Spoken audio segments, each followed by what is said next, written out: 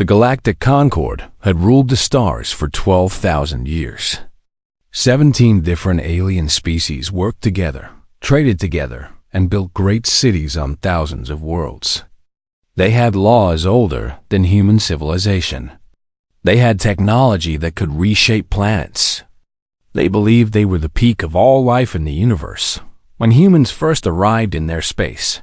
In the year 2147, the aliens looked at them like curious animals. Humans had just learned to travel faster than light. Their ships were small and slow. Their weapons were weak. The Concord voted to let them stay, but only as workers. Only as servants. Humans could live in Concord space, but they would never be equals. For 60 years, humans accepted this. They took the jobs nobody else wanted. They lived on harsh worlds that other species had abandoned. They worked in mines and factories and cleaning stations. They kept their heads down and tried to prove themselves worthy. Admiral Lisa Wong remembered those years well. She had grown up on a Concord station, the daughter of maintenance workers. She had watched her parents bow to aliens half their size. She had seen brilliant human scientists denied research positions because of their species. She felt the quiet shame of being human in a galaxy that saw her kind as barely civilized. Now she stood on the observation deck of the diplomatic ship Endurance, watching the Concord capital shrink behind them. The vote had happened 3 hours ago. 16 species had voted yes. Only the mysterious Thesari had refused to vote at all. The result was clear. Humans were no longer welcome in Concord space. Captain Daniel Torres joined her at the window. He was an older man with gray hair and tired eyes. He had served the Concord faithfully for 40 years. Now he was being thrown away like garbage. The Nexus incident, he said bitterly. One accident, one mistake. And they use it to justify everything. Lisa nodded. A human research team had accidentally activated an ancient defense system on a dead planet. The energy surge had damaged the nearby Velkari trade station. Nobody died. The damage was fixed within a month. But the Concord had been looking for an excuse, and humans had given them one. They never wanted us here, Lisa said. We were useful when we did their dirty work. The moment we started succeeding, started competing with them, they found a way to remove us. Back on the Concord capital, High Chancellor Mora addressed the assembly. She was a tall creature with 4 arms and skin like polished metal. Her voice carried the weight of centuries of tradition. The expulsion decree is now in effect. All humans must leave Concord space within 1 standard year. Their colonies will be given to member species. Their technology will be taken and studied. This is the will of the Concord. Admiral Zethari of the Volcari watched from his seat with satisfaction. His species had pushed hardest for the expulsion. Humans had been taking Velkari jobs, winning Velkari contracts, outperforming Velkari workers. This could not be allowed to continue. Good riddance, he muttered to his aide. Let them go back to their little planet and stay there. The exodus began immediately. 12 billion humans lived across 47 worlds in Concord space. Some families had been there for 3 generations. Children who had never seen Earth were told to pack their belongings and leave the only homes they had ever known. The refugee ships were overcrowded and poorly supplied. The Concord had promised an orderly evacuation, but they did little to help. Humans died on those ships. Old people who could not handle the stress. Sick people who could not get medicine. Babies born in cargo holds without proper medical care.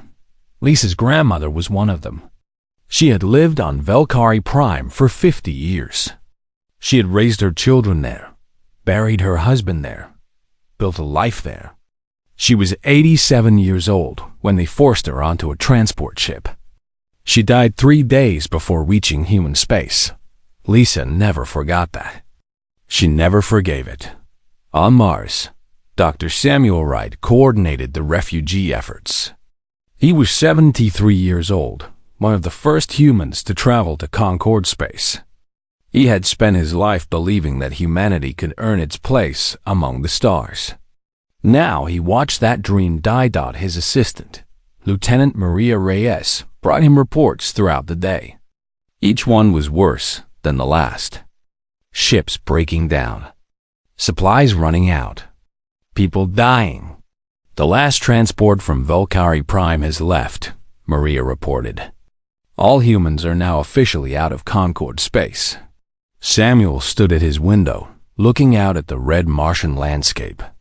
Humanity had come so far. They had built cities on other worlds. They had touched the edges of the galaxy. And now they were being pushed back into a tiny corner of space, rejected and humiliated. What do we do now? Maria asked. Samuel was quiet for a long moment. When he spoke, his voice was calm but firm. We survive. We rebuild. And we become something they never imagined we could be. Maria frowned. What does that mean? It means we stop trying to be what they want us to be. We stop following their rules, their limits, their ideas of what is possible. We take everything we learn from them and we go further. We become better. Better at what? Samuel turned to face her. There was fire in his old eyes, a determination that surprised her. At everything. In the months that followed, humanity settled into its exile. They clustered in a small region of space, far from Concorde borders. They built new stations and new colonies. They buried their dead and mourned their losses, but they did not give up. They did not fade away. In laboratories across human space, scientists began research projects that would have been forbidden under Concorde law. Engineers designed new ships using principles the aliens had declared impossible. Military leaders trained their forces in tactics no Concorde species had ever seen. Admiral Lisa Wang took command of a small patrol fleet. Her job was to guard the border, to make sure no Concorde ships violated human space. But she knew her real purpose was bigger than that. She was preparing for something. She did not know what yet, but she could feel it coming. The Concorde forgot about humans almost immediately. They celebrated the expulsion as a wise decision. They divided up human colonies and took human technology. They told themselves that the primitive species would die out within a generation or two. Alone in the darkness between stars, thought they were wrong. In the silence of exile. Humanity was changing, growing, becoming something new. And one day, the galaxy would learn what happens when you kick humans out and leave them with nothing but their anger and their genius. 20 years passed in the darkness between stars. The Galactic Concorde continued as it always had. Trade ships moved between worlds. Politicians made speeches. The 17 species lived their lives without thinking about the humans they had cast out. The expulsion was old news, a small footnote in their long history. Admiral Zathari had been promoted twice since then. He now commanded the entire Velkari military fleet. He had a comfortable life, a large family, and the respect of his peers. Sometimes he thought about humans, but only to laugh at how easily they had been removed. Whatever happened to them? His aide asked one day. Zathari waved a dismissive hand. Who cares? They are probably fighting over scraps in their little corner of space. Maybe they have died out already. It does not matter. He was very wrong. Far from Concorde space, humanity had not died. They had transformed. Dr. Samuel Wright had passed away 8 years into the exile. He was 81 years old when his heart finally gave out. But before he died, he gave humanity a gift that would change everything. He called it dimensional folding. The Concorde used faster-than-light engines that bent space around a ship, allowing it to travel quickly between stars. It was good technology, proven and reliable. But it had limits. Ships could only go so fast. Distances still took time to cross. Samuel's discovery was different. His engines did not bend space. They folded it. A ship using his technology could step out of normal space entirely, slip through a layer of reality that existed alongside the universe, and emerge anywhere in the galaxy instantly. When he first demonstrated the technology, the scientists watching could not believe their eyes. A small test ship vanished from one side of the solar system and appeared on the other side in less than a second. No travel time, no energy trail, just gone and then back. "This is impossible," said Dr. Patricia Lane, Samuel's brightest student. "The physics should not allow this." Samuel smiled weakly from his hospital bed. "The Concorde told us what was possible and what was not. We believed them. We limited ourselves to their understanding of the universe. But they were wrong, Patricia. They have been wrong about many things." He died 2 days later. Patricia took over his work and spent the next 12 years perfecting the technology. By the time she was finished, human ships could appear and disappear anywhere in the galaxy like ghosts. Admiral Lisa Wang stood on the bridge of her new flagship, the carrier Resilience. She was 67 years old now, her hair white but her mind still sharp. She had watched humanity grow from refugees into something remarkable. Captain Daniel Torres stood beside her. He was old too, but he refused to retire. He had been with Lisa since the beginning, and he intended to see this through to the end. "The Awakening-class ships are ready," he reported. 12 carriers, 40 destroyers, 200 fighters, all equipped with full drives and the new weapon systems. Lisa nodded. The new weapons were Patricia's other gift to humanity. Energy projectors that could tear apart matter at the atomic level. Shield systems that absorbed and redirected enemy fire. Armor that healed itself when damaged. "The Concorde has no idea what we have built," Lisa said. "Should we show them?" "Not yet. We wait. The right moment will come." On the other side of the galaxy, that moment was already approaching. The Thesari were the oldest species in the Concorde. They had existed for over 50,000 years. They had seen empires rise and fall. They had knowledge that other species could not imagine. And they had a secret they had kept for 8,000 years. They called it the Void. Long ago, before the Concorde existed, the Thesari had encountered something in the darkness between galaxies. Massive structures, larger than planets, that moved through space, consuming everything in their path. They were not ships. They were not alive in any way the Thesari understood. They were something else entirely. The Thesari had fought them and barely survived. They had lost half their population and nearly all their colonies. In the end, the creatures had simply moved on, drifting away into the infinite darkness. The Thesari had hoped they would never return. Scout leader HFY had been exploring the edges of known space when she found them. Her ship's sensors detected energy signatures that matched the ancient records. She watched in horror as massive shapes moved through the void, closer than they had been in millennia. She returned home immediately and brought her findings to the Thesari Council. "How long before they reach Concorde space?" asked the elder. Deshvian's membranes rippled with fear. 50 years at their current speed. Maybe less if they accelerate. And our defenses? Useless. We built the Concorde for peace. We never prepared for something like this. The elder was quiet for a long moment. She was 3,000 years old, one of the last Thesari who remembered the original war. She had hoped to die before the creatures returned. Now she knew she would have to face them again. "We will need help," she said finally. "Real help. Not the other Concorde species. They are too weak, too slow to change." "Then who?" The elder's eyes flickered with something like hope. "The humans. We should never have let them be expelled. We should have fought for them. They hate us. They have every reason to hate us.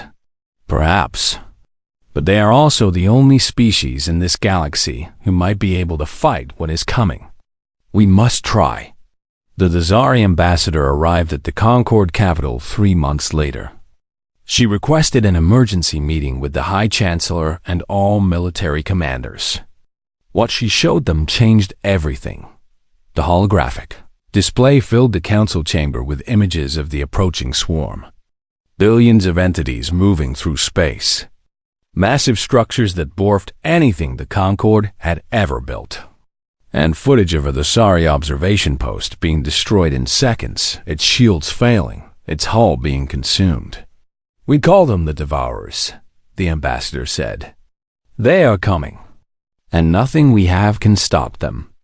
High Chancellor Version stared at the images with wide eyes. "What do you suggest?" "We contact the humans.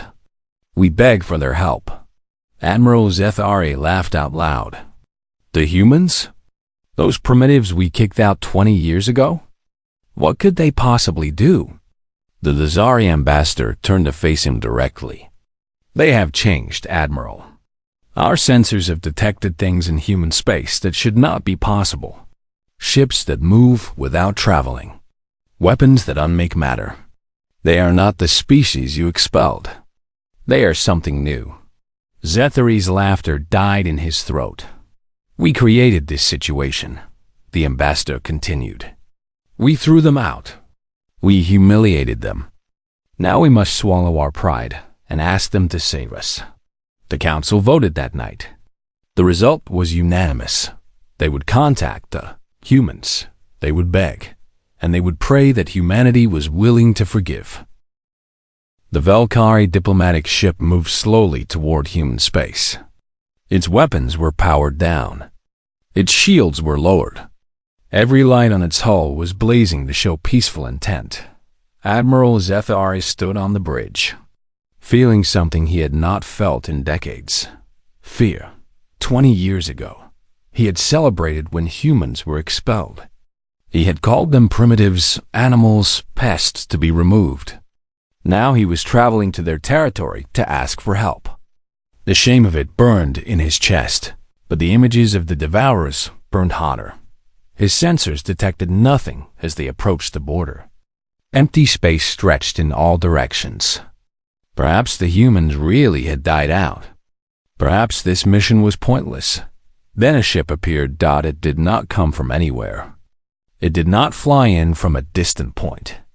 One moment, there was nothing, and the next moment there was a human vessel directly in front of them. Close enough to touch, Zethari's crew shouted in alarm. Officers scrambled to their stations. But the human ship just sat there, waiting. The communication channel opened, and a human voice filled the bridge. "Valkyrie vessel. This is Admiral Lisa Wong of the United Human Fleet. We have been expecting you." Zethari forced his voice to remain steady. "You knew we were coming?" "We have known about the Devourers for 3 years, Admiral. We have been watching them approach. We wondered how long it would take you to swallow your pride and ask for help." 3 years. They had known for 3 years and said nothing. They had let the Concord remain ignorant while they prepared in secret. Zethari could not decide if he was impressed or terrified. "We request permission to enter human space," he said formally. "We wish to discuss a matter of great importance." "Permission granted. Follow our ship. Do not deviate from the course we set, or you will be destroyed." The human vessel turned and began to move. Zethari's ship followed. The journey took them deep into human territory, past stations and shipyards that made Zethari's eyes widen with disbelief. Human construction was everywhere. Ships of designs he had never seen filled the space around massive industrial platforms. Weapons platforms orbited every strategic point. This was not a species struggling to survive. This was a species preparing for war. They arrived at a station called Providence. It was enormous, larger than any station in Concord space. Zethari was escorted through its corridors by silent human guards. He saw technology he could not understand. He passed humans who looked at him with expressions ranging from curiosity to hatred. Admiral Lisa Wong received him in a simple office. No grand decorations. No impressive displays of power. Just a desk, some chairs, and a window looking out at the stars. She was old now, but her eyes were sharp and clear. She did not offer him a seat. 20 years ago, your people threw us out of our homes, she said. You gave us 1 year to evacuate 12 billion people. You did not care how many died. You did not care about families being torn apart. You just wanted us gone. Zathari opened his mouth to speak, but she continued. My grandmother died on a refugee transport. She was 87 years old. She had lived on your world for 50 years, raised her children there, contributed to your society, and you put her on an overcrowded ship and let her die in a cargo hold. There was no anger in her voice. That was what made it so terrible. She spoke these facts like they were simply the truth, undeniable and permanent. I acknowledged that the expulsion was poorly handled, Zathari said carefully. Poorly handled. Lisa almost smiled. That is one way to put it. She walked to the window and looked out at the stars. I am going to tell you what happens now, Admiral. And you are going to listen. We are prepared to negotiate. We are not negotiating. We are telling you our terms. You will accept them, or you will leave and face the devourers alone. Zathari felt a chill run through him. He had expected begging, bargaining, perhaps some show of human gratitude for being invited back. Instead, he was facing a leader who held all the power and knew it. What are your terms? Lisa turned to face him. First, humanity will be recognized as a full and equal member of the Concord. No restrictions. No special rules. Full voting rights and full representation. That can be arranged. Second, all former human colonies will be returned to us. The species who took them will be compensated from Concord funds, not human resources. Zathari hesitated. That would be expensive and politically difficult. But he nodded. Third, there will be a formal apology. Not a quiet statement buried in diplomatic documents.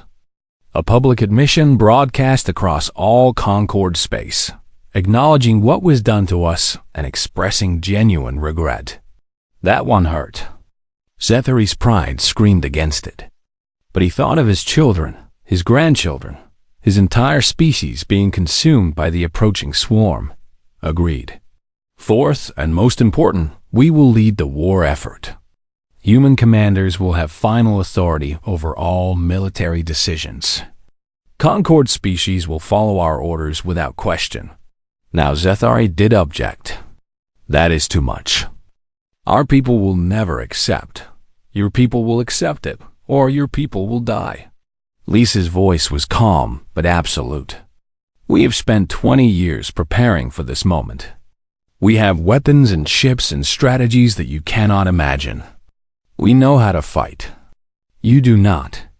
If you want to survive, you will do what we tell you. The room was silent. Zathari felt the weight of history pressing down on him. Everything the Concord had built, everything his species had achieved, now depended on the mercy of the creatures they had cast out. Why? He asked finally. Why would you help us at all? We treated you like animals. We humiliated you. You have every reason to let us burn. Lisa was quiet for a long moment. Because there are children in Concord space who never voted to expel us. There are families who just want to live their lives. There are innocent people who will die if we do nothing. She met his eyes. We are not like you, Admiral. We do not punish the innocent for the sins of their leaders. Zathari bowed his head. We accept your terms. All of them. Good. Then let us begin. The word spread across the galaxy like fire. Humans were returning. Not as servants or workers, but as leaders. As saviors. The species that had been thrown away was coming back to save everyone who had rejected them. Some Concord citizens celebrated. Others protested. Many simply could not believe it. But the Devourers continued their approach. And soon everyone understood that humanity was the only hope left. Admiral Lisa Huang stood on the bridge of her flagship as the combined fleet assembled. Human ships and Concord ships together for the first time. Different species, different histories, but now fighting for the same future. All ships, she announced over the fleet-wide channel. This is Admiral Huang. The enemy is coming. They think we are weak. They think we will fall easily. They are wrong. She paused, looking out at the stars. Today we show them what happens when you threaten our galaxy. Today we show them what humans can do. Today we fight. The fleet moved forward into the darkness, toward the war that would decide everything. The first battle happened in the Dasari border system of Kethvarn. 300 Concord ships had gathered there, the largest fleet assembled in centuries. Battleships from every member species formed defensive lines around the inhabited planets. Their commanders felt confident. Surely 300 warships could stop anything. Then they, Devourers, arrived. 10,000 of them poured out of deep space like a black tide. They were not ships in any normal sense. They had no crews, no bridges, no visible weapons. They were living machines, creatures of metal and hunger that existed only to consume. The Concord fleet opened fire immediately. Plasma cannons blazed. Missiles streaked through space. Energy beams cut through the darkness. It did not matter. The Devourers absorbed the attacks and kept coming. Their outer shells healed as fast as they were damaged. They moved in perfect coordination, surrounding the Concord ships, cutting them off from each other. Admiral Vershen of the Dasari watched from his command. Ship as vessel after vessel was overwhelmed. The Devourers did not destroy ships in the traditional sense. They consumed them. They attached the hulls, broke them apart, absorbed the materials into their own bodies. All ships retreat! Vershen ordered desperately. Fall back to the secondary. He never finished the sentence. And then the humans arrived. 12 carriers appeared from nowhere, folding into existence directly in the middle of the battle. Fighter craft poured from their bays like angry hornets. Destroyers materialized on the flanks of the Devourer swarm. And at the center of the formation, the dreadnought Defiance announced itself with a weapon that made the stars seem dim. Admiral Lisa Huang stood on her bridge, watching the battle unfold on dozens of screens. All human ships, engage. Show them what we can do. The human weapons were unlike anything the galaxy had seen. They did not burn or explode. They unmade matter itself, breaking molecular bonds and reducing targets to their component atoms. One hit from a human destroyer could destroy a Devourer unit completely, leaving nothing behind to regenerate. More importantly, the human ships could not be caught. They folded in and out of normal space constantly, appearing behind enemy lines, firing, and vanishing before the Devourers could respond. It was not a battle. It was a hunt-on. The fight lasted 4 minutes. When it ended, 6,000 Devourers had been destroyed. The surviving units fled into deep space, regrouping in the darkness. The Concord had lost over 200 ships. Humanity had lost 3. Captain Daniel Torres commanded his own destroyer now, a fast attack ship called the Remembrance. He was 92 years old, far too old to be in combat. But he had refused to retire. He had seen the expulsion. He had comforted Lisa when her grandmother died. He deserved to see this moment. They are adapting, his tactical officer reported. Analyzing our weapons. Changing their formations. Daniel nodded slowly. He had expected this. The Devourers were not mindless. They learned. They evolved. Then we adapt faster. That is what humans do. The war continued for 3 years. Every battle was different. The Devourers never used the same tactics twice. They developed new shields against human weapons. They created smaller units that were harder to target. They attacked civilian populations to draw human forces out of position. But humanity adapted too. Dr. Patricia Lane worked constantly, developing new countermeasures, new weapons, new strategies. Her research teams operated around the clock, studying captured Devourer technology and finding weaknesses to exploit. General Marcus Webb trained the ground forces. When Devourers landed on planets, human soldiers met them. The fighting was brutal, close-quarters combat that tested every limit of human courage. Many soldiers died, but they held the line. The turning point came at the Battle of Voshkar. Voshkar was a Valkyrie industrial world, rich in minerals and heavy metals. The Devourers wanted those resources. They gathered the largest swarm ever seen, 50,000 units converging on a single system. Admiral Lisa Huang commanded the defense from the Defiance. She was 70 years old now, tired and worn from 3 years of constant war. But she refused to give up. Not when they were so close. All ships, this is Admiral Huang. Her voice echoed across thousands of vessels, human and Concord alike. Today we fight for more than ourselves. We fight for everyone who has ever looked up at the stars and wondered what is out there.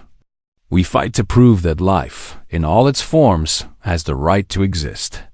She paused, and when she spoke again, there was iron in her voice.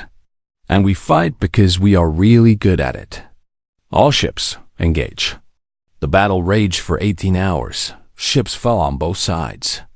Human carriers were overwhelmed by concentrated swarms. Concord battleships sacrificed themselves to protect civilian transports. The space around Voshkar became a graveyard of broken hulls and dying fires. Admiral Zithari commanded a Valkyrie squadron on the western flank. He had changed in the 3 years since the war began. He had seen human bravery up close. He had watched human soldiers die defending Valkyrie civilians. The arrogance that had driven him to support the expulsion was gone, replaced by respect and something like shame. His ship was surrounded. Devourers closed in from every direction. Too many to fight, too fast to escape. All hands, abandon ship, he ordered. Get to the escape pods. His officers protested, but he silenced them. I will draw their attention. You will live. That is an order. Zethari turned his ship toward the largest concentration of Devourers and pushed his engines to maximum. He was going to die, but his death would create an opening. 3 human carriers would escape because of his sacrifice. As the Devourers consumed his vessel, Zethari thought about the humans he had once despised. They had saved his people. They had fought and died alongside species who had treated them like dirt. He had been wrong about everything. The battle ended at dawn on Voshkar. The Devourer swarm was broken. The surviving units scattered into deep space, their coordination shattered, their numbers reduced by more than half. They would never gather in such force again. Lisa stood on her bridge, surrounded by exhausted officers and damaged equipment. They had won. Against all odds, they had won. Casualties? She asked quietly. 17,000 human dead. 42,000 Concord dead, including Admiral Zethari of the Valkyrie. Lisa closed her eyes. She remembered Zethari at their first meeting, how he had struggled to accept human authority, how he had grown, changed, become a true ally. He died well? He saved 3 of our carriers. His sacrifice allowed them to escape encirclement. Make sure his family knows. Make sure the Valkyrie people know what he did. The war continued for 2 more years, but it was no longer in doubt. Human hunters pursued the Devourers across the galaxy, destroying their staging areas, preventing them from regrouping. The great swarm that had threatened all life became scattered and weak. On the day the last Devourer was destroyed, Admiral Lisa Huang addressed the entire galaxy. The war is over. The threat is ended. Today, we begin to rebuild. She looked into the cameras, knowing that billions of beings across thousands of worlds were watching. This victory belongs to everyone who fought. Human and the Sari, Belkari and Krixtai. Every species that put aside old hatreds and worked together. We proved something important these past 3 years. We proved that when we stand together, nothing can defeat us. She smiled, the first genuine smile she had allowed herself in years. Now let us build something worthy of that sacrifice. 50 years had passed since the war ended. The galaxy had changed in ways nobody could have predicted. The Galactic Concord still existed, but it was not the same institution that had expelled humanity so long ago. Human ideas, human technology, and human values had spread through every member species. The rigid hierarchies of the old order had given way to something more flexible, more dynamic, more alive. Human scientists worked alongside the Sari researchers in laboratories across the galaxy. Human artists exhibited their work on Velkari worlds. Human musicians performed for audiences that had once dismissed their entire species as primitive. Human diplomats helped resolve conflicts that had festered for centuries, and humans served at every level of Concord government. From local councils to the highest positions of power, the memorial stood at the edge of the Kethvorn system, where the first battle against the Devourers had been fought. It was a simple structure, a ring of white stone floating in space, inscribed with the names of everyone who had died in the war. Human names and alien names together, mixed without distinction, because in the end they had all fought for the same cause. Admiral Lisa Huang had never visited the memorial. She was 107 years old now, living quietly on a small world called Haven that she had helped colonize during the exile years. Her fighting days were over. Her body was tired, but her mind remained sharp, and her memory held every moment of the journey that had brought humanity to this point. Her great-granddaughter, Lieutenant Commander Sophie Wong, visited whenever her duties allowed. Sophie was 32 years old, a rising officer in the United Human Fleet. She had never known the exile. She had grown up in a galaxy where humans were respected, valued, even admired. The council voted today, Sophie said, sitting beside Lisa on the porch of her small house. The Lisa Wong Memorial will be built at the site of the first battle, a permanent reminder of what happened and why. Lisa shook her head slowly. I do not need memorials. None of us who fought needed recognition. We just needed to prove something. What was that? The old admiral looked out at the stars. The sun was setting on Haven, painting the sky in shades of orange and purple. Somewhere out there, beyond the horizon, ships were traveling between worlds, carrying people and cargo and ideas across the vast distances of space. That being kicked out does not mean you stop moving forward. That being told you are worthless does not make it true. That no matter what anyone says about you, you have the power to define yourself. She smiled, the lines on her face deepening with the expression. They kicked us out, Sophie. They thought they were getting rid of a problem. What they did was set us free. Sophie considered this. She had studied the history, of course. Everyone did. The expulsion was taught in schools across the Concord, held up as an example of how prejudice and fear could blind even advanced civilizations to the truth. And now they are begging us to stay, Sophie said. Lisa chuckled softly. Funny how that works. But we do not stay because they beg. We stay because it is the right thing to do. Because holding grudges never built anything worth having. Because the galaxy is better when everyone works together. Even the species that wronged us. Especially them. Lisa reached out and took her great-granddaughter's hand. Because if we can forgive, if we can move past the pain they caused, then we prove that humans are exactly what we always said we were. Not perfect. Not special. Just capable of something remarkable. What is that? Being better than our wounds. They sat together in comfortable silence, watching the stars appear one by one as the sky darkened. Across the galaxy, the story of humanity's expulsion and return had become legend. It was told in different ways by different species. Some versions emphasized the military victories, the technological brilliance, the strategic genius of human commanders. Others focused on the forgiveness, the willingness to help those who had caused such harm. Thought that the Sari taught it as a lesson in humility.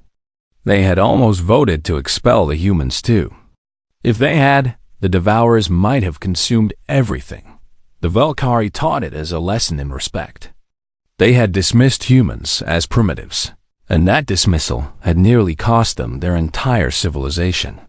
The younger species, those who had joined the Concord after the war, taught it as a lesson in hope.